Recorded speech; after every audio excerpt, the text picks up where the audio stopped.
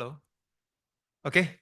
So good morning, brothers and sisters in the Dhamma, and morning. And thanks, Sis Kim. Sis Kim is always so energetic and entertaining. So I thought she's the highlight of the day. Yeah, I'm just a sideshow. Okay, so just now Sis Kim gave a professional introduction of myself. So I will give you a BF introduction of myself. Okay. So I've been coming to BF since about 2017. So about 7-8 years now. I always sit quietly at the same place. I always sit there, yeah, quietly. So the people that I talked to the first time, even recently, so they will say, "Hey, I've never seen you. Is it your first time to BF?" I said, no, I've been here quite long." Then there's someone at the side will say, "Oh, he's Wei Li's husband." Then immediately they say, "Oh, Wei Li's husband." Okay, so that's my side name. So thankfully I got a famous wife. So that my nickname in BF is Wei Li's husband.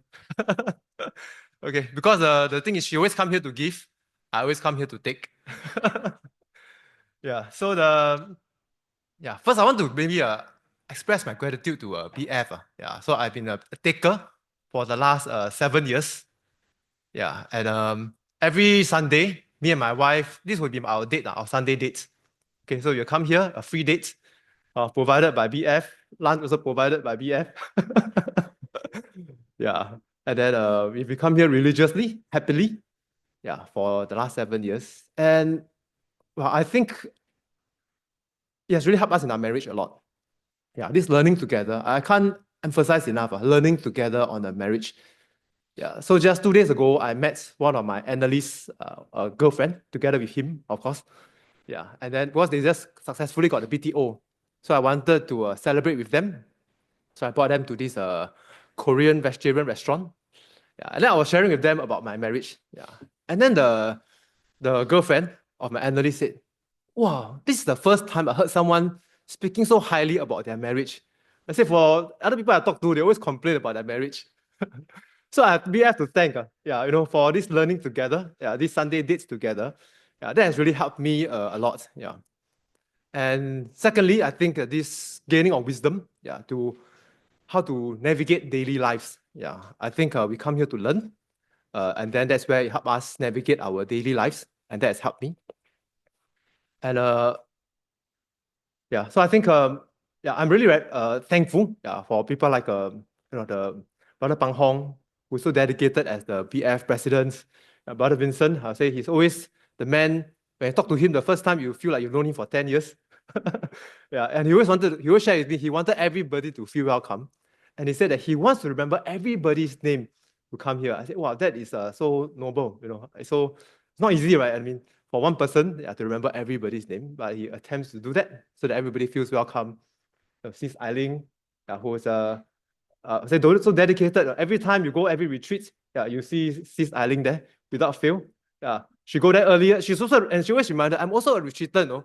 I'm not here as a manager. Yeah, but she does everything, that all the retreaters don't have to do. Yeah. So I'm so thankful. Sis Kim, always brighten up as an MC. Of course, non-exhaustive. So just a few examples. Yeah. So I think it's a wonderful place, in BF. Okay, so then I just want to share today, of course, it's more closely related to my profession, about money. But it's also something it's how I live my life also. It's not just the professional side. Yeah, and I think as I learned about the Dhamma, I feel that I've also gone more peaceful. Yeah, I mean, my life has gone more peaceful, happier, and I think my dealings with money, that's also grown along the way. Yeah, so that's what I'd like to share with you all today. Okay, but before I go to we can explore what are the right views about money. But let's look at some common delusional views about money. Yeah, maybe some of it we might relate to. If we probably will relate to. These are not concepts. Yeah, these are daily lives. Okay, let's see. Okay, a lot of people use money as a measurement of self-worth. Okay, those football fans will probably know this person. Who is he? He's Cristiano Ronaldo. Okay, so he's one of the most highly paid footballers. So he said in this newspaper cutting, Cristiano Ronaldo earning 10 million pounds a year is said not be the best paid player in the world, right? Because he felt that, well, I'm the best player in the team, yet there are people who are paid higher than me. So he feels very upset. How many of us can relate to that? Because the year just passed, right? So we probably get our bonus, we probably get our pay raise. So what do most of us do? Actually, it should be a happy thing. Wow, I got a pay raise, I get a 5%, whatever, 8% pay raise, I got a bonus. We could be quite happy until we start to be kaypoh. We start to ask our friend, actually, how much do you get? Yeah. And then when you get more than you, or more than me, then I immediately feel upset. Oh, has that happened to us before? Probably sometimes in our life we have. It has for my life as well. So then what do we use money as actually? Yeah. Actually, money, we use it as a measurement of our self-worth. Yeah. So we tend to compare with other people. Yeah. And they say that, that's why they say net worth, right? They say, what's your net worth? Right? It's asking you actually to measure our worth by the money that we have. And I think a lot of us may fall into that trap. Yeah. And hence, instead of measuring money by just how much we need, we use it as a definition of our self-worth. Yeah. But rather, I would like to be like what the father of India, Mahatma Gandhi. I read his quote once. Yeah. So he said that the best way to find yourself is to lose yourself in the service of others. Yeah.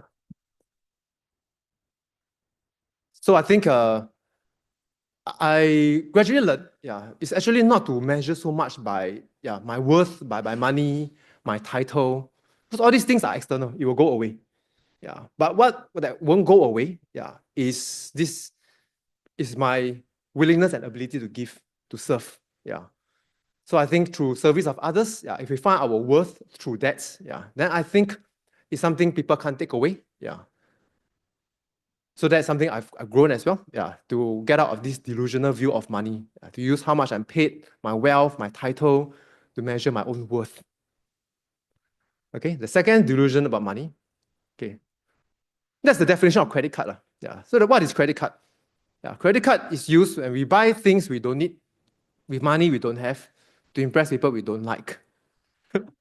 Okay, so next time you chalk up credit card debt, remember this, so you're buying things that you probably don't need, definitely money you don't have, that's why you're chalking up credit card debts, and most of the time to impress people that we don't really like.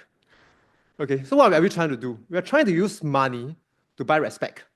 Hey, see, I wear this 50,000 watch, Rolex watch, gold watch. Yeah, I wear this branded shirt. Yeah. I'm not saying those things are bad by itself. But if we are only trying to use this to impress, and worse, if people are not impressed, then you feel very sad. Well, I spent so much on my watch, and then you flash, and then the friend don't bother to see. Then you feel very upset. Right. So what I say is that we use money to try and buy respect. But what is respect really gotten? There's a saying, respect begets respect. I think it's about respecting ourselves, respecting others. That's where we win respect. For example, respect my words. I think that's something very important, and I always try to do. When I say, I want it to happen. When I promise other people, I want it to happen. And over time, I respect my words. People respect my words as well. So I think that's a better way to win respect. Later on, you all may have some others. If you want, you also can share some other delusional views about money. Okay, the third one. Okay, money as an escape. So often when we feel not so happy, we want to use money as an escape. Again, this thing by itself is not a bad thing. I say, wow, after today, people don't go shopping, don't go holiday. That itself is not a bad thing. But retail therapy is not therapy. But if that is what we live for in our life, then it becomes a problem. That means we'll probably suffer 330 days for that 30 days of escape. So we live our life 90% of the time not happy, and 10% we hope to be happy. And the thing is, the saddest day is when you have to come back to work after the end of the holiday, right? That's probably one of the most, for people who use money as an escape, that's probably one of the most depressing time. When you say, wow, 2 days more to the end of the holiday. But I think it's about loving the daily life that we have, which is what Dhamma is for. I think Dhamma is for us to really be able to love and accept the daily lives that we have. And then shopping and holiday are fine, are great. Yeah, as a break. Yeah, because sometimes when we serve, we work, it does tire our body, our mind. Yeah, so there's a time for us to have a short break. Yeah, but when we come back to work, and because I quite like my work, when I come back to my work, I don't have the feeling, wow, it's the end of my holiday. Now it's back to hell. It's a different. I say it's a different life. Yeah, but it's not a more depressive state of my life. Yeah, it's just another phase of my life. Working and going for holiday, going for retreats. Yeah, and I find that that's more balanced for me. Okay. Lastly, okay. Later I'll share about this quote by Mr. Warren Buffett. If you don't know him, he's one of the richest men who built his wealth from scratch. Yeah, just by investing in the stock market. But invest in a pretty special way yeah.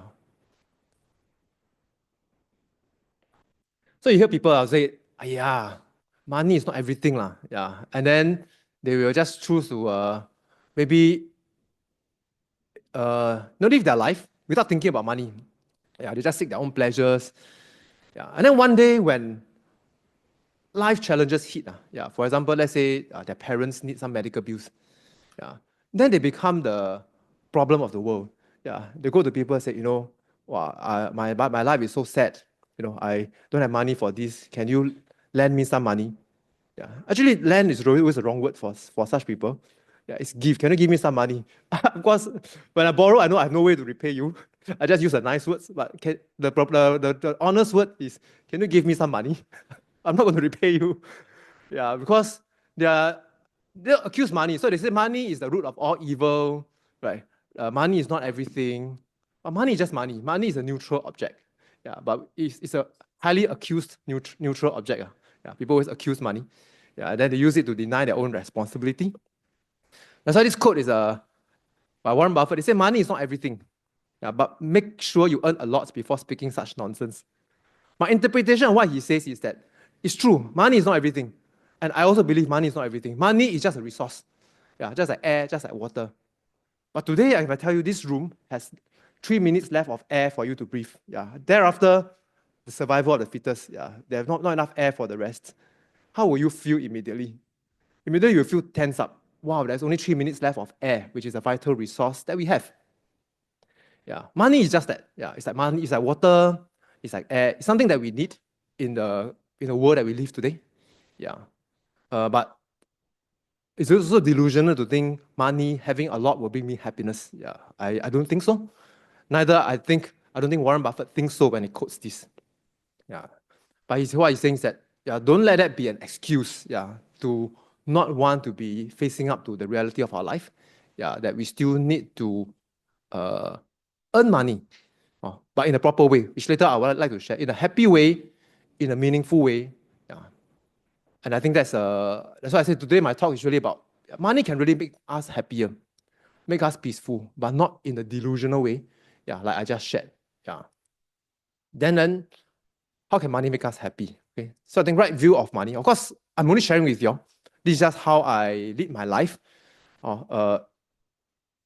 Yeah, if it's some of it, if you feel it's not true, just ignore me, okay? Don't hammer me.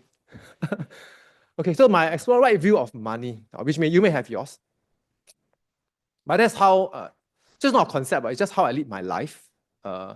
And I think there could be some truth in it because I felt happier.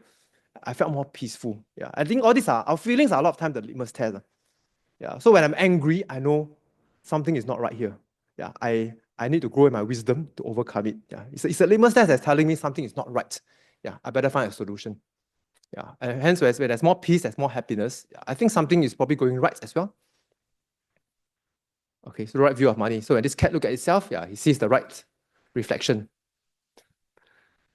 Okay, I just use this sutta to kind of as a framework. So it's Aditya Sutta. It's called The Benefits of Wealth. Okay, I use Ajahn Sujato. I saw his website. He called it Getting Rich. Okay, so I just read to you all first. Later I'll break it down one by one, and then I will see how I use it in my life.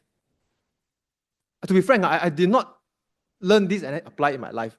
I just kind of This is how I live my life, and I look at this and I see how I try to piece it in. Just to be frank with you all. So householder, there are 5 reasons to get rich. Which 5? Firstly, with his legitimate wealth, earned by efforts and initiative, built up with his own hands, gathered by the sweats of the brow, a noble disciple makes himself happy and pleased, keeping himself properly happy. He makes his mother and father happy. He makes his children, partners, bond servants, workers, and staff happy. This is the first reason to get rich. Furthermore, with his legitimate wealth, he makes his friends and colleagues happy. This is the second reason to get rich. Furthermore, with his legitimate wealth, he protects himself against losses from such things as fire, water, kings, bandits, or unloved heirs. He keeps himself safe. This is the third reason to get rich. Furthermore, with his legitimate wealth, he makes 5 spirit offerings to relatives, guests, ancestors, king, and deities. This is the fourth reason to get rich. Furthermore, with his legitimate wealth, he establishes an uplifting religious donation for ascetics and Brahmins. Those who refrain from intoxication and negligence are settled in patience and sweetness, and who tame, calm, extinguish themselves. That's conducive to heaven, ripens in happiness, and leads to heaven. This is the 5th reason to get rich. Okay, so I'll break down one by one. Okay, so the first one, so he said, by the way, this is the conversation between the Buddha and the householder, Anathapindika. Okay, so it's, the first one is the build up with his own hands, gathered by the sweat of the brow. Okay, let's look at medieval time. Let's go back many years ago. What is money? Last time there was no money, right? Yeah, they were just barter trade. Yeah, I will, grow my crops. Yeah, let's say I grow barley, and then Brother Vincent grow maize. Yeah, and I thought I don't want to eat barley all the time. I want to have some corn. I will exchange with Brother Vincent. Yeah, so that is an exchange. Yeah, goods for goods. Of course, over time, we find that very troublesome. That we got to. So we find that troublesome. So money becomes a convenient way of a medium of exchange. Yeah, so I can store it much easily. So I think today I feel money is still that way. It's still gotten that way. Money is exchange of service. Of course, there are many ways to earn money or to make money nowadays. Yeah, some could be strike toto, right? Some could be speculating in Bitcoin, right? Something maybe not very a little bit embarrassed to say. Yeah, I just took my parents out for a walk. Yeah, and then my mom, every time she take me out to a walk, she'll ask, "Hey, do you buy Bitcoin or not? Don't buy Bitcoin, Hey, mom, every time I meet you, you always say the same thing. I remember." But I was a bit worked up, yeah, which I reflected, yeah, not so kind of me. Yeah. So I don't really buy Bitcoin. Yeah. So I think money that's earned through exchange of service, that means we work to earn it, to give service, has a different energy from money that falls on my lap. Yeah, like from Toto. Because there's a study that shows, I think it was in UK. UK is not Toto, it's called Lotto. And the winnings is more than our Toto. Yeah. It could be people who win like 10 millions each time. And then there's survey, the people who win a Lotto, how did their life become after winning that $10 million? Because I started reading into it when I opened up the Yahoo, so my search, and then they say this British couple won Lotto. And then the interviewer asked, so what are you going to do next?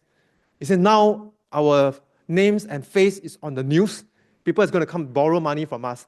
We're going to find to a secluded island where nobody knows us. I'll cut off all my relationships so that we can safely stay there. Actually, they were quite safe until they win Lotto. Then they need to find an island to hide away. So I went to do a research. How do people who have won Lotto? It's done by research, not me. Yeah, and they said that actually their life got better worse. They said that it's better off if they didn't win that Lotto. Yeah, they won it and their life went upside down. It's not because of the money, but because they haven't learned progressively how to handle so much money. Because if you earn it, it's different. Yeah, you earn it through hard work.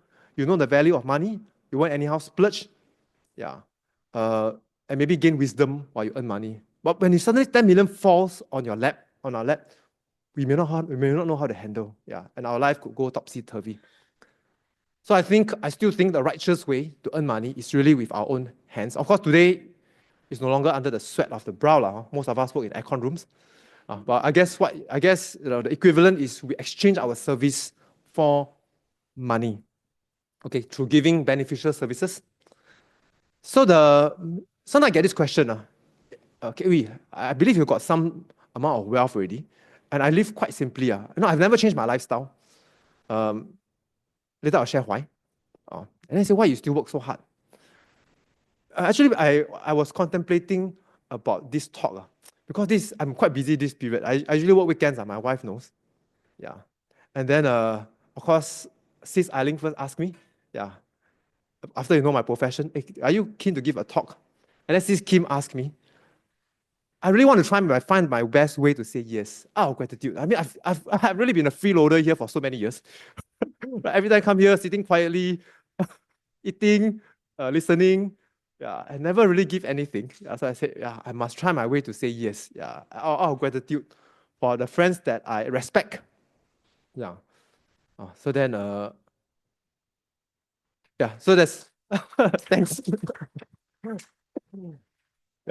So then, why did I work so hard?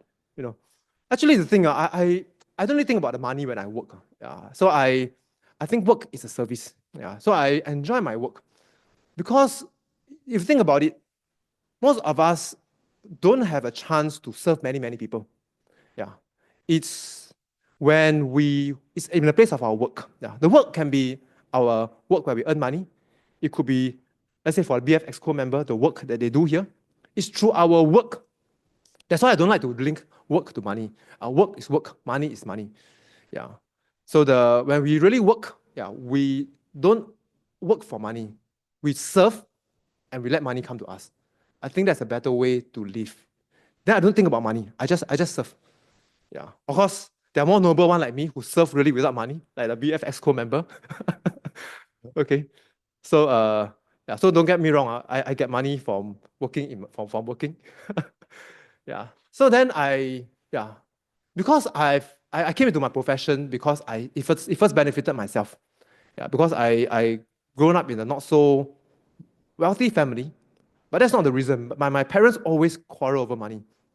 And when I'm growing up, I tell myself, when I grow up, I don't want to have money problem. And I hope to solve the problem for them. And as I started planning and designing my own finances the moment I graduated in 2001. And that helped me. And I started to share with people. And most of them said, I think that sounds great. My aim was to achieve financial independence by 37 years old. So I can choose what I love to do. Then, so people said, that sounds great, but I don't know how to invest. So I actually took people's money and invest for them.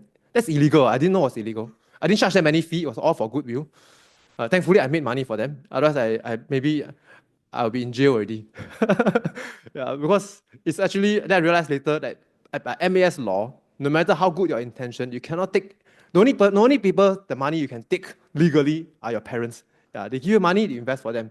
Anybody outside your parents, you cannot take their money and invest for them, even if you don't charge them any fees. But I didn't know. I just said, anyway, you just pass me your money, I invest for you. And then I said, actually, I see people getting helped. And that's why I said, why not I use the gift and my interest that I have to help more people. So today, it's the same. So I am where I am to serve the people who have trusted me. Okay, now I don't really face investors, but in the past I do. And then when people place their money with me, I never go, wow, we clinched a deal, high five. There was once I was planning for one of my investor. He was my ex-colleague in PwC. Before I came here, I was working in �ΠricewaterhouseCoopers as an audit manager. So then every time I meet him, he will pass over a few $100,000. Because he said, hey, managing money myself, very stressed. Managing for my wife, even more stress. I need to account to her. So why not you just take the money, I pass the stress to you. You account to my wife. I said, okay. So every time I meet him once a year, he will pass me a few $100,000 to take care for him. And then there was once I walk into the lift with my colleague. I turned to her and say, we better do a good job, man. People are putting their life savings with us. If we fail, I don't know how to face these people. These are my friends, my family and friends. Yeah, so I wanted to continue to honor that promise, to be able to serve them, with the gifts that I've been given. Yeah. And then, I mean, I've been 18 years now, coming to 19th year in my company. I've also made mistakes. I've grown from other mistakes. And I think now I can serve my younger colleagues. So I'll share with them mistakes that I made, how I grown from it, even the Dhamma. So I share with them how I use the Dhamma in my daily life. To overcome my own defilements, my own unhappiness. And sometimes I even try to spread. I'm not really a full vegetarian, but quite there. So I also share with them why. So I think it's a field for me to express my kindness. My services. So that's one. And secondly, I think in our daily lives, I'll say our work, our family, is my Dharma ground. Because here is where I learn, I meditate, but I don't get my challenges here. Because all of y'all on Sunday will be very nice. Most of us in our work day, we are not as nice. Not because we have changed, just because the stress is different. We have different demands. And it's actually when it's those times, it puts me to a test. When I need to, when I get scoldings, when I get deadlines, when I get uncooperative colleagues. Thankfully, in my home, I really have to thank 𝐻𝐸𝐿𝐿. It's always my sanctuary. I don't get much challenges there.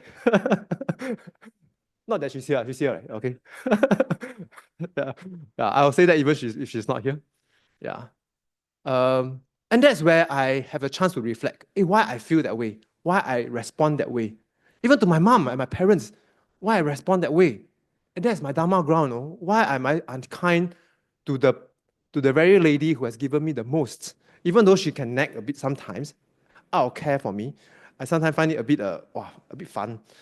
But still, if I can cultivate, then I should remember her kindness and still reply her kindly. Why reply her harshly? So it's through this daily life that I feel the things that I learned in Buddhist fellowship, in the Dhamma, that can allow me to practice it, to apply it. So I always say that 我的道场, that means in Chinese, I call it the Dhamma ground. To be frank, it's my daily life. I come here to learn, to apply in my actual Dhamma ground. And of course, thirdly, I think I was just I met Brother Andrew and Sis Kim the other day. So they asked, are you not going for a holiday? I said, I'm having my holiday now. I said, where got holiday? You're sitting here. I said, meeting y'all a holiday lor. Why holiday must always go take a flight and go somewhere? Holiday is a state of mind. I said, I look at y'all, I enjoy meeting y'all, I enjoy talking to y'all, and that's my holiday. Why must holiday always need to spend money? Okay, I spend some money lah. We bought some durian because this Kim likes durian. But probably less than $100. Okay, So I don't think I need to. I don't think I need to spend thousands of dollars to find my holiday. Meeting my friends that I like, it's already my holiday. And I get most of this in my work. So I said, and maybe because of, it means it's not all the way. There are challenges, definitely. But because I choose to approach work that way as a service, and incidentally, things, I think, okay, the employer is also not blind. Okay, firstly, if you are such a good servant to the company, and the company don't care about you, then I think that's a minority. If you are very good to the company, your boss is also a human being. I guess most of our bosses are human beings, right? I think all our bosses are human beings. And they have a certain, if you can evoke if you can serve them, evoke their gratitude, they will be good to us. But most of the times, it's because of our selfishness. We don't really care about our boss. We don't care about our customer. We just care about ourselves. And end up, your boss care about himself because you care about yourself. Then everybody else care for themselves. And it becomes a very toxic place. Not because it's inherently toxic, but because everybody just want to care for themselves. But if we can be that, of course, don't go into a place that's difficult to change. I think I also admit there's reality. But if you go to a reasonably good place, we can be that catalyst of change by applying the Dhamma in our workplace. And because we are part of the culture, I always share my colleague, well, you like the culture, but the culture could screw up just because of you. If you become more impolite, you become more disrespectful, immediately our culture will come down here. If you're more polite, if you're kinder, our culture will go up here. We are all part of the culture. We are all part of the place that we like. Like Buddhist fellowship, I mean, if the exco starts to behave, I would say, rudely, then the whole environment will just change. It's not static. So I said, I view that I bring that way to work. So I still have challenges in work because of my, you can say, defilements. But as a change of perception, so I think that I get happier. So I think it's through service, and then that's where money will come to us. You might not earn as much as your peer, but sometimes is that really important? Most people don't know how much money they need. Their life is a race. They always think that I need to beat the guy left and right of me. Actually, there's no need. You need to do your own design. How much money you need? You account only for yourself. Then you earn the money that you need. If it's not enough, then be truthful. You may need to work somewhere that's pay you higher. But most people don't really know how much money we need. We just benchmark it against the guy on our left and right, and we always get unhappy. Sometimes we get happy, sometimes we don't. Depends who got a better pay raise. Okay, so that's the first part. So I think it's through service. Then we get money. But then it's also the attitude of service. We just serve. Find the right place to serve, and money we'll get that money. So we don't have to go and search for that money. Okay, secondly, he makes himself happy and pleased. And keep himself properly happy. So for me, as I said, because I enjoy my life as it is, I enjoy my life in working. I enjoy my family life. I enjoy the time with my parents.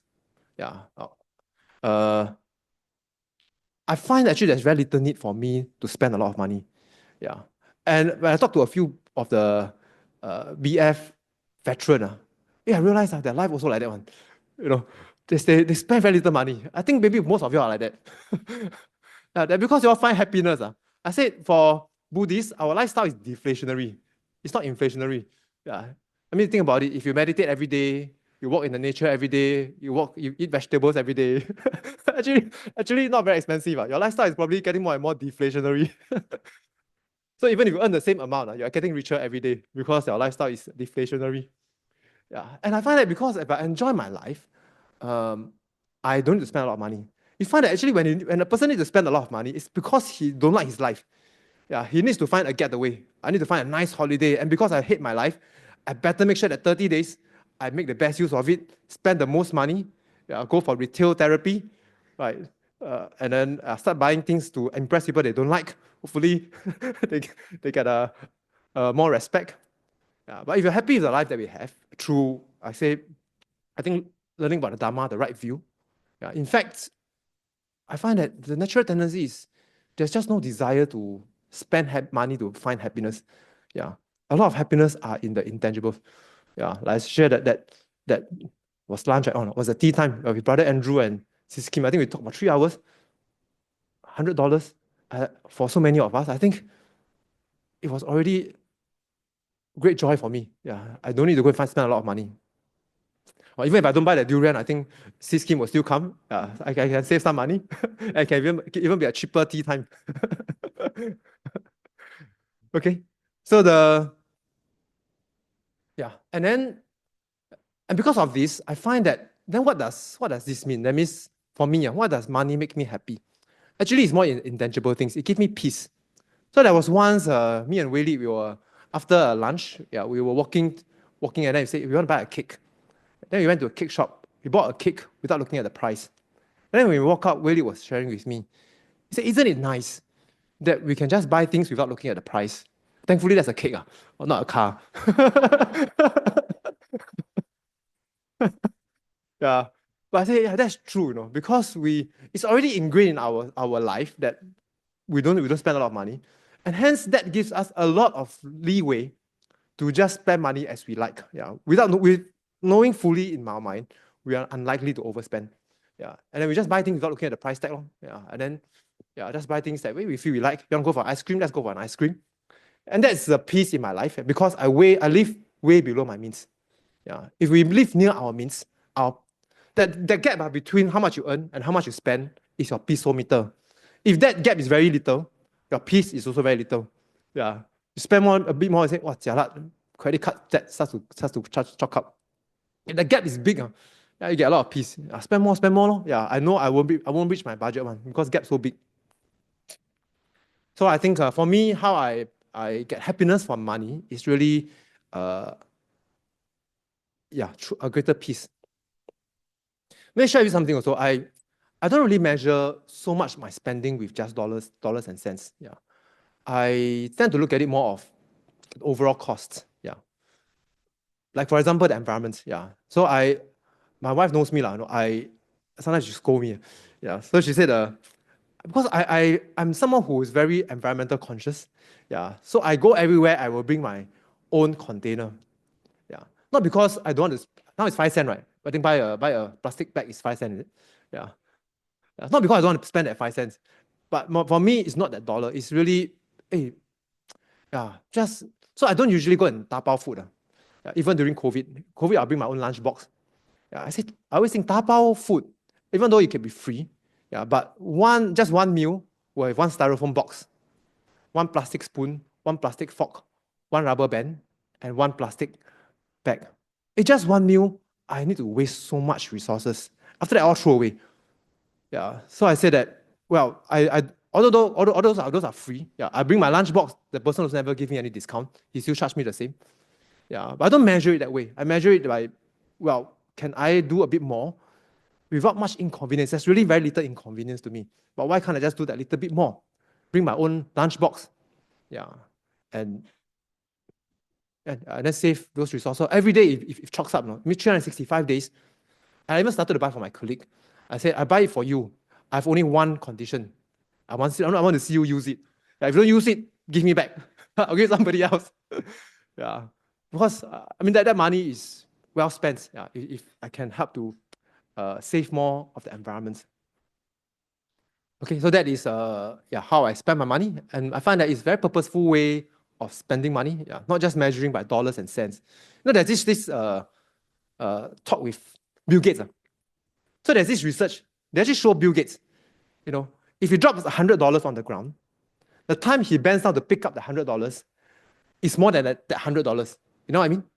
That means if you calculate, let's say it takes 1 second for him to bend down and pick up that $100.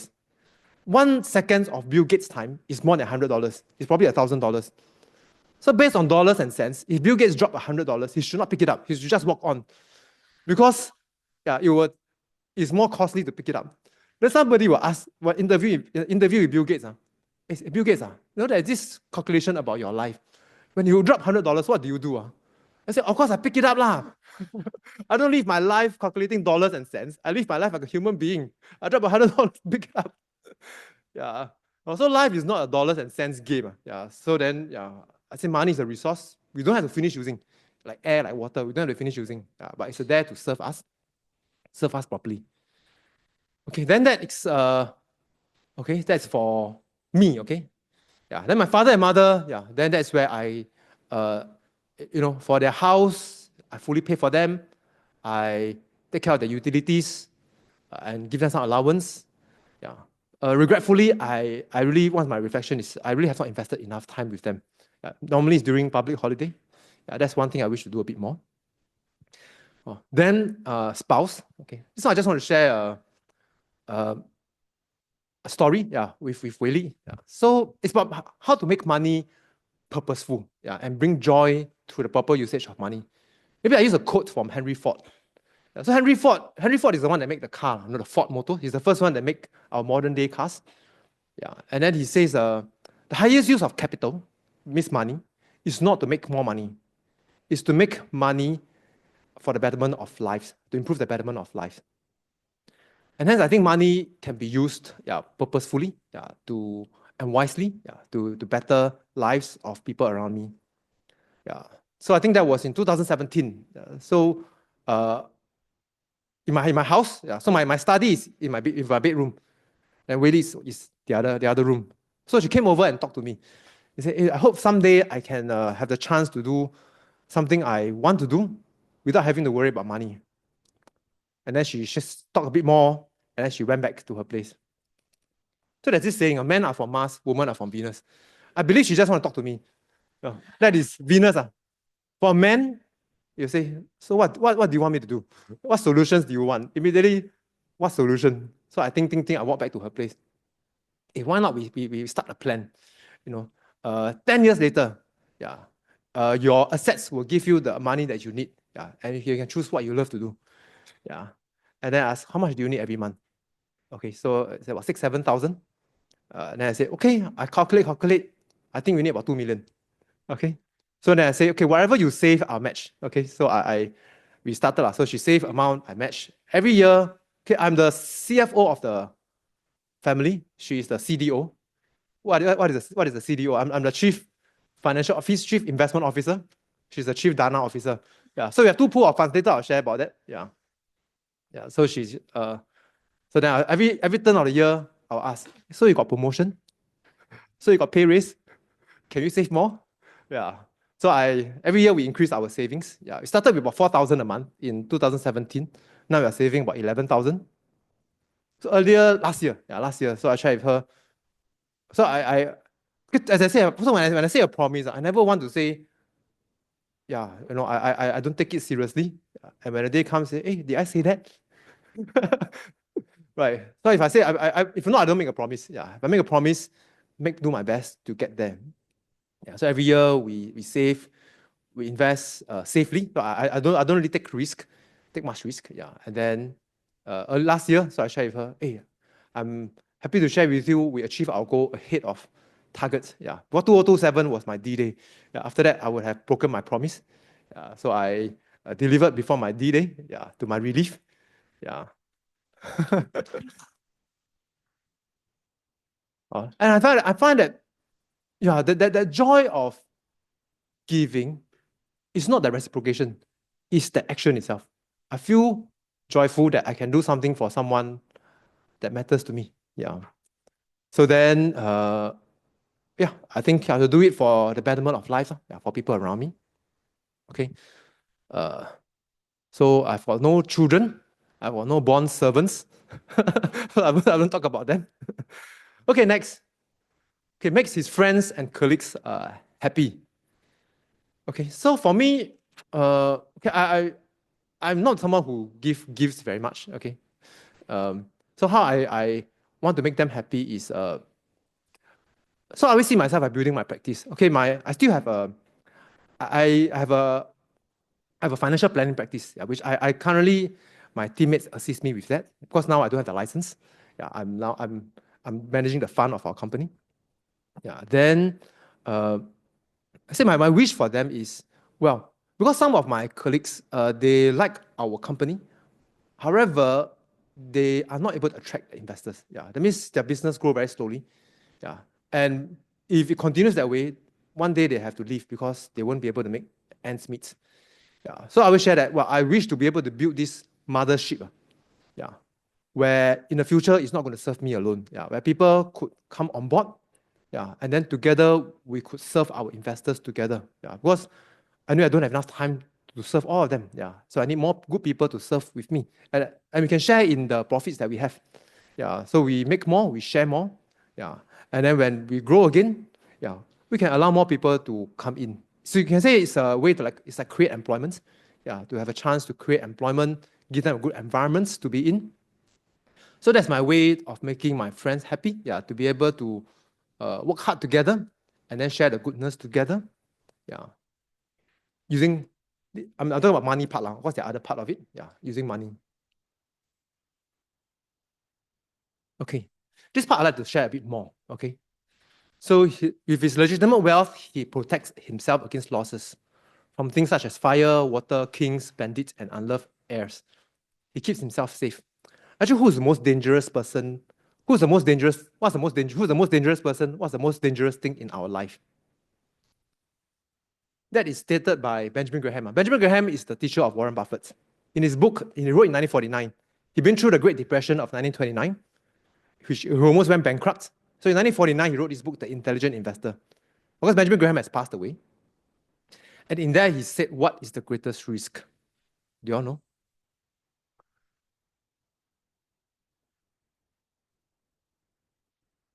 Mr. Chia, right? Yeah, Mr. Chia is right. Yeah. I would say, if you want to look at the biggest risk, you walk into your bathroom, look into your mirror, the biggest risk is looking back at you. Yeah, we are often our greatest risk. So the thing is, so I'd like to share this story by Warren Buffett. Yeah. Okay, I respect this gentleman. Today he's 90 plus, not because of his money making prowess, but because of the kind of wisdom he took to his life. Yeah. That make me respect him. Yeah. So he shared this thing. There was this interview I watched on YouTube. I can't find it anymore. I don't know why. And then it's a story of the metaphorical gun. You know, metaphor? Yeah, the metaphorical gun. So the reporter asked him, okay, Warren, if today I have a bet with you, okay, on this side it's $1 billion. On this side is a pistol. But this pistol has got 8 chambers, but only 1 bullet. If you take up this gun and pull against your head, and if you're not dead, this $1 billion is yours. He asked Warren Buffett, would you take this bet? And Warren Buffett said, no, I won't. And the reporter said, what if I increase the number of chambers of the pistol? Instead of 8 chambers, I got 80 chambers, still only 1 bullet. Would you take up that gun and pull against your head? He said, no. And then he was about to go on. And then Warren Buffett stopped him. Yeah. I said, actually, you can stop this exercise. You know, it can be 8 million chamber with 1 bullet. I will not take up this gun and pull against my head. And the reporter said, why? Warren, it's $1 billion, you know. Your chance of getting killed is only 1 out of 8 million if there's 8 million chambers. And if you're not killed, the odds are so low of you getting killed. And you'll get $1 billion, which most people won't even earn in many, many lifetimes. Then Warren said, what is 1 billion got to do for my life? I'm already 70 plus that time. And I've got billions of dollars in my net worth. He's probably worth about at least 50 billion. And you look at the way I live, I still drink Coke, I still eat hamburger, right? I will never finish using my tens of billions. What is the use of 1 more billion? Then he said, but most people don't think this way. Most people just think of what's on the table. You give them a high enough odds, they'll take the guns and pull against their head, which no matter how small the chance they'll get killed. For money, they'll never need in their lifetime. Yeah. So most people say that they don't really look at money, take a step back and look at their own life. They look at on the table. The odds is high enough, they will take that risk. Yeah. Which I don't think is, most people don't really think about what risk is. Yeah. They say high risk, high return. Yeah. Most people, I say, when they quote this sentence, they only look at high return. The high risk is just part of the sentence. They don't really mean it. Because most people don't really know what risk is.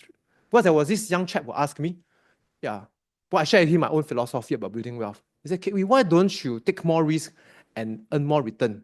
Then you can achieve financial independence earlier. Yeah, I said, I want a higher return, but I know there's this risk. What is risk? Risk means, let's say I make high return. I double my wealth in a year. That's high return, 100%. But if I don't make it, I'll lose my entire wealth. Am I willing to do that? My answer is a straight no. I've worked 23 years to at least earn this money that I have. Yeah. If I lose it, Willie will come at me and say, hey, what the hell? I thought you said you already built. I'm not gone. Yeah.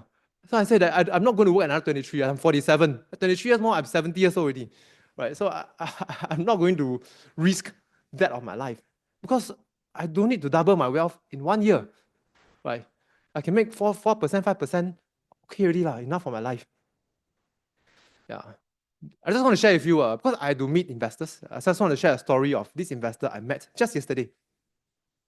But we met about three months ago. Yeah. It was just a catch-up. But something that she said made me sit up and really be very serious about that conversation. What did she say? She said, oh, Kek Wee, I'm thinking of buying a 3.3 million property. Because I know their finances at the back of my head. I immediately set up. So what is, let me share with you her state of finance. Yeah. So she and her husband probably earn about 20,000 a year combined. A month, a month combined. Okay. Take home pay about 17,000. And their living expense, okay, the outflow include their insurance payment, all these things, is 16,000. Of course, they have another bonus which adds up to about 6,000 a month. So the total take home, including bonus, about 23,000 a month. Their living expense is 16,000. 3,000. So still have 8,000, 7,000 to spare. Yeah. So you have a $3 million, 3.4 million property. Okay, and this, let me share with you about this property. I will get a shock. I didn't know property was so expensive today. Because in my mind, 3.4 million should be quite big, right? In your mind, how big is your 3.4 million property? A condominium in Lorong Chuan. Okay, Lorong Chuan, 99-year leasehold, new built, 3.4 million. In my mind, I thought 2,000 over square feet. Sorry? Yeah. She said 1,200 square feet. I said, what's so expensive? 1,200 square feet is your 4 to 5 room HDB unit. 3.4 million. Yeah, but it's not about that. I mean, of course, what she hopes is that because she's been in this, she's got property agent friend. She's in this chat group that people has been buying and making money in property. Yeah, and then she said that, yeah, why not just flip it? Yeah, before I can take possession, yeah, I sell it away for a neat profit. Yeah, but whether you make profit or not, I don't know. I'm not a property expert. But I look at it from her life perspective. So I say, okay, 23,000 a month, 16,000 excluding your mortgage. Yeah. If you pay over 20 years, okay, 23 years until age 65, her monthly mortgage is 12,000. Yeah, on a 75% loan. That means 2.5 million loan. Yeah, at 2.5% interest rate is 13,000. 13,000 plus 16,000 is a very simple maths. It's 29,000. You only make 23,000. And that's a lot of if. If you get your full bonus, if you don't get retrenched, you get 23,000 a year. Yeah, your outflow becomes 29,000. But what I share with her is, I said, life is not a numerical game. Yeah, I said, I look at your life. I've known them for 15 years. So I said, well, you've got a stable career. And within 10 years, they'll achieve financial independence. That means her assets will be able to take care of the life that they want in 10 years. So they don't have to take a lot of risk. Yeah. So they have children, which the wife has always wanted children. So they finally had a child, 4 years old now. The good job, good marriage. The parents love them. So I said, your happiness index is probably 90, right? Maybe if you make another million from this property, your happiness index can go from 90 to 95. Let's say it's just a 1% chance. And in Singapore, it happened before. In Asian financial crisis, the Singapore stock market, the Singapore property market dropped 45%. Just the property index. That means the property that dropped more than 45. Because the index is usually more measured. So let's use 45%. I paint to her. We just do a simple mental sums with them. If you drop 45%, so you currently have a place, an EC, yeah, that's 1.5 million. So I said both your property will be foreclosed if the property drop 45%, and you'll be 800,000 in debts. Yeah, you've got no jobs. Let's say it's a crisis. You've got no assets. Yeah, you've got no home. Yeah, you still have a kid to rear. Yeah, and you have no, and you'll be 800,000 in debts. What are you going to do? Yeah, I can tell you, your parents, you can tell parents, this is my problem, don't help me. Your parents are never going to do that. You're going to cut short a few years of their life, just worrying for you. They probably sell the HDB unit, yeah, blah, blah, blah, to help you fund for this 800,000 of deficits. And your happiness index will probably go from 90 to maybe 10 or maybe negative. So it's not just about the odds, even if it's 1% or even 0.5% or even 0.1% of chance of that happening. Is it worth taking? Yeah. It's not just a numerical game. That's like the Warren Buffett, the story. Yeah. It's a risk you don't have to take, my friend. But I realize when people have taken financial heroin, my words fall on deaf ear. Yeah. Shortly, so 3 months ago was that. Yeah. A month after speaking to her, she sent a message. Hey, I bought this place already. Yesterday I met her, asked her, actually, what was your train of thought when you decide? He said, yeah, I've been feeling like owning a property for the longest time, and finally I have a chance. I said, friend, you're talking like this 3.4 million is a petty cash. You feel like buying and you go and buy. That is really, every time when I get the message after I got a message from you, every day I feel worried for you, Yeah, if that's zero, I don't know what percentage, 0.1%, 1%, if that happens, I can tell you, I don't wish my worry to come true. I'm not wishing one day I'm going to tell you, see, never listen to me. I don't want to tell that to her. Yeah, I wish her well. But still, even if it's 0.1%, if it happens, her life is going to crash. Maybe she may even lose her life. You never know. Yeah. So I said, yeah, this risk is really, and it's getting more and more prominent because the last 15 years, we have not had a big crisis. Right? Since 2009, the subprime crisis, we have not had one. COVID was really short. Yeah, we are in time of perceived prosperity. And the longer this goes, the more people throw caution to the wind. Yeah, what is risk? I only see return. Yeah. But if you just go back another 10 years, we have 3 big crises. Okay, one, I'm still very young, the Asian financial crisis. Some brother Vincent will probably feel it a lot more than me. That time I think it hit Singapore hard. I think a lot of people got retrenched. That's 1998. 2000, the dot-com crisis. Yeah. 2008, the subprime crisis. So just in 10 years, from 1998 to 2009, we got 3 big crises. But after that, there have been no more. I can tell you, the longer a crisis don't come, people just don't think about risk anymore. Yeah, because greed. I see people making money, I also want to make. But the longer that risk don't happen, the longer a crisis don't happen, the more we need to think about it and tell ourselves the risk could be just around the corner and it could be big. Yeah. So I really say go to the next. Yeah. So I will recommend us to think about this question. Firstly, do I need to take this risk? Like I shared with you about Warren Buffett's story of the metaphorical gun.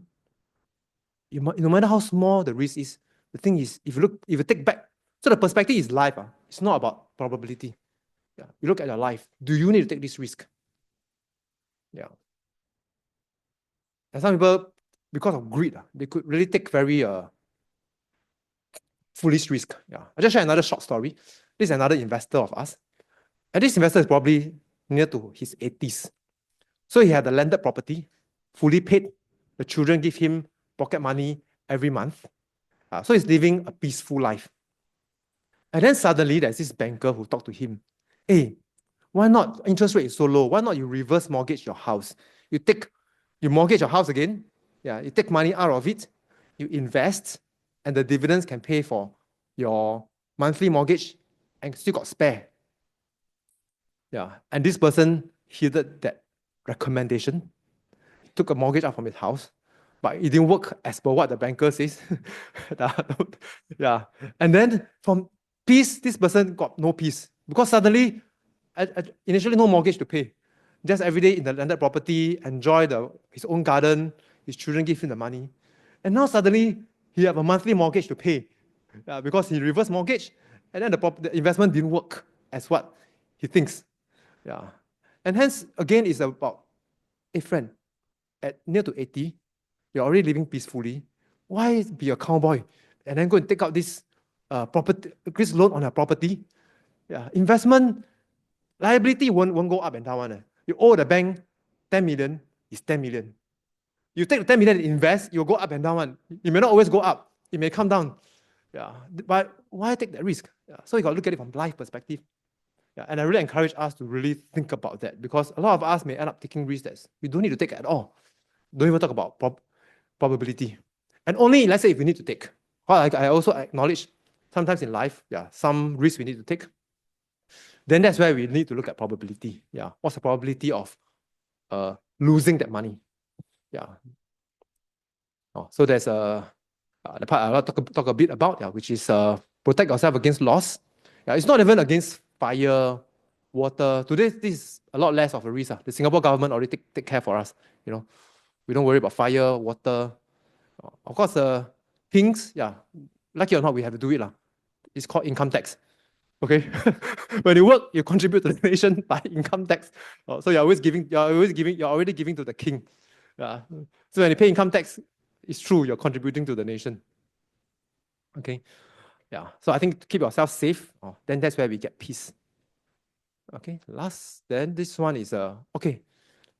I lump these two together. I just call it Dhamma, which is really to be able to give to people that is, let's say, Buddhist fellowship, causes that we believe in.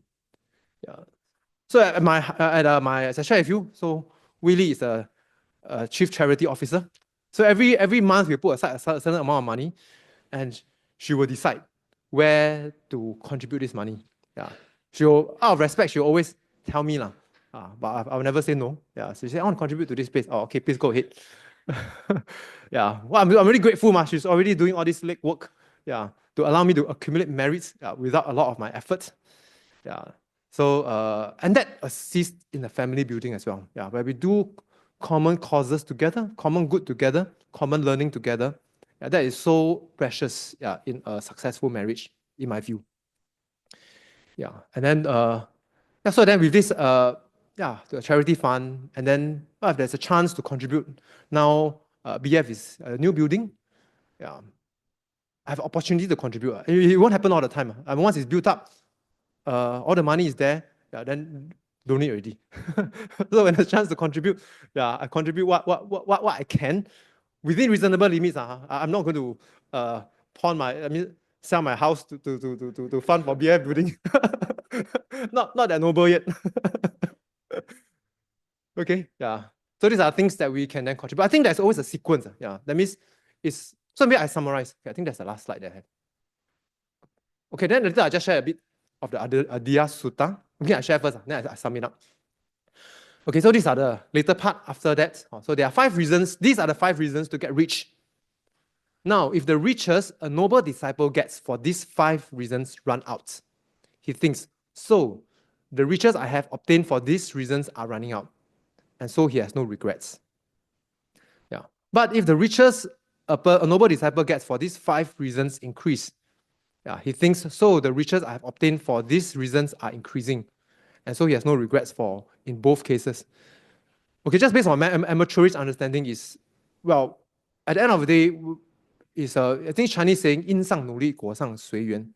Yeah, that means, well, at the end of the day, how much wealth I get, yeah, then I'm not too hard up about it. Yeah, just, I would say, accumulate it righteously, use it purposefully. Yeah, so this is the last, he said, I've enjoyed my wealth, supporting those who depend on me. I've overcome losses. I've given uplifting religious donations and made the 5 spirit offerings. I've looked after the ethical and disciplined spiritual practitioners. I've achieved the purpose for which an astute lay person wishes to gain wealth. I don't regret what I've done. A mortal person who recollects this stands firm in the teachings of the noble ones. They are praised in this life by the astute, and they depart to rejoice in heaven. Yeah, I just want to then sum up. Okay. So I think firstly, what I got from here is, firstly, money is an exchange of service. Do run to money less, yeah, but let money come to you more, by just serving well. And I believe you will get enough. Because Singapore is already a very good place. We serve, we'll get enough money. Yeah. Secondly, then use money purposefully. Not frivolously, not spendthriftly, yeah, but to let it bring happiness. Yeah. Happiness is not always material things. To me, I think it's more the intangible things, yeah, like peace, like freedom. And then use it purposefully to give to the people that we love, yeah, in a wise fashion. Yeah. And then to give to the greater society, yeah, which is what we call today charity, yeah, that we believe in. Yeah. And then, yeah, and then really the last one is really think about risk properly. Yeah. Because as I say, we have not had a big risk for the last 15 years. There's a good chance. And you've seen Bitcoin, right? I mean, Donald Trump got elected and just shot up the roof. And we've got an era of money that's easily come easily. Yeah. That is not always the case. So be very 居安思危, when there's things are good, really think risk could be around the corner. So if you don't need to take, don't take. If you need to take, then take it very consciously and in a measured fashion. Yeah, so thanks a lot. That's what I'd like to share. Wow. Can we say sadhu 3 times? Sadhu, sadhu, sadhu. Thank you, Brother Kek Wee. That is a real insightful way of thinking about money. A lot of insights which I never knew also. Okay, we are going to, oh, people are leaving. They are going to miss the Ajahn Brahm's blessing. Oh, well. Okay, any questions? Actually, Brother Kek Wee, we have one already, three of us. So we want to get rich in 2025. So how to start with our pitiful amount of money? Another talk. The best way to get rich is to spend less. Rich is a relative thing. Yeah. To someone spending $1,000, when you have 3,000 is very rich. Yeah. For someone who is spending 50,000 a month, yeah, having 40,000 is still poor. Yeah. So I think it's really to enjoy the simple pleasures of our life. Yeah. Of course, then build wealth. Okay, there's this saying also by Warren Buffett. You know, there were a period of time where we have all definitely gone past, where interest rate was very low, right? Because we forgot, we have very short memory. We forgot those days existed. Yeah, where you get hooray when you get more than 1% fixed deposit. Remember? You're searching high and low just to get more than 1% fixed deposit. Today, 2% people scoff at it. So we have short memory. And when in those days, yeah, the people ask Warren Buffett, yeah, you know, 1% is so low. Yeah, can I go higher up the risk spectrum to earn more? Yeah, that means you buy riskier debts. Yeah, you call it high yield bonds. Yeah, which maybe give you 4-5%. And Warren Buffett say, if your risk tolerance is like that, and it gives you 1%, live with 1%. Don't go and take risks that you cannot take. Hopefully, for that additional amount to supplement your living. Yeah, because when it don't work out, you're here. Yeah, and then then you get more. But if it don't work out, your life is going to crash. Yeah. Thank you, Brother Kek Wee. So the answer is live simply. Yeah, okay. Thank you. And that's very wise. That's very wise. Okay, and now, Brother Chan, you got a question? Yes. Thank you, Brother Kek Wee, for the interesting talk. Okay, I just have a brief comment. Irene, bear with me, about this friend buying the condo, and then I'll ask you a question. I think it's all dependent on the risk profile of a person. You can either go for broke, which the gambler will take that kind of position, or you are totally risk adverse. You don't want to do anything, just keep your money under the pillow or something like that. So if your friend's profile is somewhere in between and more towards the go for broke, they will buy. So it all depends on your risk profile, not so much on whether you should do it or not. Every person has got a risk profile, and you act according to it. That's my comment on that thing. Okay, that's not my question, just a comment on it. Okay, my question is very simple. Money has been evolving, taking the form of, outside of talk, the bartering as a means of exchange of goods. Then you've got fiscal money, and then now you've got electronic money. So in future, what do you think will be the evolution into another form of money? I just want to ask you the question. Whether if you know, if you don't know, never mind. Maybe if Mr. Chan, if you don't mind, I just share my views on the comments that you shared. There are two types of risk. Yeah, I think so there's one kind of risk that does not affect your life. It only affects your emotion. And that's normally when you go to a bank, you do risk profiling. That's the kind of risk they talk about. Yeah, which means I'm not borrowing money. Yeah, but my investment could drop 50%. You know? Then there's a kind of risk I say, okay, I could possibly lose that money, or lose half that money, and it will have an impact on the emotions. Okay, that's one type of risk. Yeah. The kind of risk I say, if you have a high risk profile, then you can invest in, I call it volatile. You can invest in very volatile assets. Yeah, because even good companies, good stocks can be very volatile. Yeah, I mean Microsoft is a very good stock, but even in the 2008 crisis, it dropped about 60%. Yeah, the price. Yeah, before going up again. Yeah, and that's what usually people call risk profiling. Are you a high risk, low risk? It does not affect your life that much. Yeah, it affects your emotion. So that one I think is fine. But there's a kind that it affects your life. That means if it don't work out, you could really go bankrupt. Yeah, you could bring people along with you. Yeah, and those are the risks I would say really have to think twice. Yeah, because it's not just whether you can take it or not. It affects you and the people around you. Yeah, and that's I say if you don't need to take that kind of risk, if you can just adjust by living simply, I think the better option is to live simply than to try and get more, yeah, where there's a chance of crashing. Yeah. So that's yeah. Yeah. And then the second one is the short answer is no, I don't know. I can hazard a guess, okay. So I think, of course, electronic money is definitely one thing, is already there, right? And Singapore is not very advanced. Yeah, I've here, of course, there are already places. No, there's once I went to this vegetarian restaurant at Yishun. Then my phone is dead, right? Then I go to the paying. There's no people in the restaurant one. So you go in, you just punch.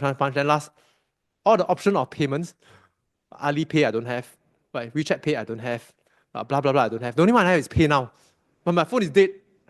I said I can't pay. I got cash but I can't pay, so I walk out. So I think that kind of society is going to be more and more where it's cashless. Yeah. So whether well, I think, yeah, probably even cryptocurrency will be. I think by now it'll be quite a mainstay. I believe. Yeah, it won't go away because it's quite widely accepted already. But the price can still fluctuate wildly. Yeah, I think where the world is going is in the next big crisis. Yeah, okay, the world is all, governments are all borrowing money, borrowing more and more money because, and they will, next crisis they'll print money because that's the easiest way to get out of problem. You just print money. You don't need to think of strategies, how to implement measures to get out of problem. You just print money, yeah, and the problem solved. That's the easiest way to solve. And hence, it's likely that will be the mode in the future. So I think paper money, like it or not, will get more and more worthless. Yeah. So people will probably go to ways where they can find a way to store value. Yeah. Gold is one. Yeah. And I think central bank has been accumulating more gold. Yeah. Because they're also concerned that US has used their financial mights to sometimes bully people. Russian is one of them. They sanction them. Yeah. They cannot use their currency. Yeah. And hence, more and more central government are storing up gold. Yeah. Because that is a currency that US cannot sanction. Yeah, and the central bank is buying more of that. So I think if you might want to consider even just buying bars of gold and put at home. It looks very traditional. Even it may be very traditional, but it's really insurance. Yeah, one day where the paper money is not so valued, yeah, at least you have a few bars of gold. Yeah, or you can buy some jewelry for your gold jewelry for your wife, right? Yeah, so that's serves two functions. Firstly, as you get brownie points. Secondly, you get a store of value. Yeah, Bitcoin, I personally don't invest. I'm not saying it's a no, but at this price, I probably won't buy. Yeah, but I think if it crashes in the future, yeah, maybe add a little bit will be okay. I feel. Yeah, but I am no expert in Bitcoin. In fact, yeah, I'm a very amateurish in this kind of new age currency. Yeah. Thanks, Mr. Chan. Next question.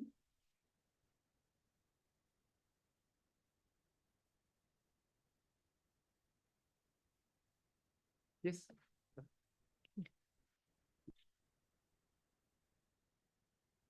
Okay, so just comment on the example that you give about Warren Buffett, whether to take the gun and for the $1 billion. So if that person were to change to a patient with cancer, then he will probably take up the gun and try to shoot himself for the money for the treatment. So that's one. So the other things that I learned about from another speaker, finance speaker, is that so for money to come to you is that is the value that you served, the value that you add multiplied by the number of people that you served. So that is, yeah, that's what I know from him. Yes, thank you. So this finance instructor has passed away. His name is Dennis Ng. Okay, yeah, I agree with you. So yeah, maybe, but really thanks for bringing up that point. Yeah, so it's true. So that if it's not Warren Buffett playing that game, yeah, it's like our friend, his brother, who said that it's a cancer patient. It's a cancer patient who needs that, or cancer patient, or maybe someone who needs that money, and it's going to mean a lot to that person. Yeah, even if it's 1 out of 8 chance, I may take it. Yeah, I may take it. So I think it's really, so as I say, it's from a life perspective. Yeah, how much does it mean to you? If there's a need to take this risk, then maybe you have to take it. Yeah. Of course, if it's 1 out of 1, then I won't take it. Right, exchanging one life. I mean, it shorten my cancer suffering. Yeah. So it's still a matter of, but then if based on life perspective, that risk needs to be taken, then I need to go down probability already. Is it something that is a calculated risk? Yeah. Thank you. Thank you.